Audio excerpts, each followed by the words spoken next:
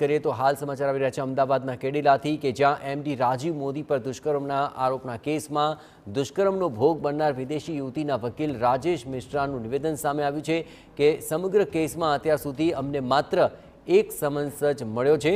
જે સમન્સ મળ્યો છે તે વિભાગીય તપાસ માટેનો સમન્સ હતો। પોલીસ પરના આરોપની પૂછપરછ માટે અમને બોલાવાયા હતા। કેસ સંબંધિત તપાસ માટે હજુ સુધી અમારી કોઈ પૂછપરછ નથી થઈ। જે 8 સમન્સની વાત છે એવા કોઈ સમન્સ અમને નથી મળ્યા। સમજ યાદીને અગર મૂકી દઈએ તો એ સિવાય મને હજી સુધી કોઈ સમજ યાદી એટલે મૌખિક પછી અમે મિસિંગ કમ્પ્લેન પછી 24 તારીખ પછી તો એક મિસિંગ થઈ ગઈ હતી અને પાછળથી પછી 10-15 દિવસ પછી એ ખબર પડી કે જેનેવા યુએન કમ્પ્લેન માટે ગઈ છે।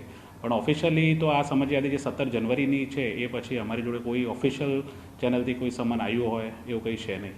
અને મિસિંગ કમ્પ્લેનમાં તો અમે કીધું બી હતું કે ભાઈ મને મારી દેવામાં અટેમ્પ્ટ થયું છે અગોરા મોલની આસપાસ અને પછી બી કોઈ પ્રોટેક્શનની કોઈ ચર્ચા હતી નહીં તો એમની જાન બચાવીને એ જેમ તેમ કરીને એ અત્યારે મેનેજ કરે છે। પણ ઓફિશિયલી આ 17 જનવરી સિવાય કોઈ ઓફિશિયલ સમજ યાદી અમને મળી નથી।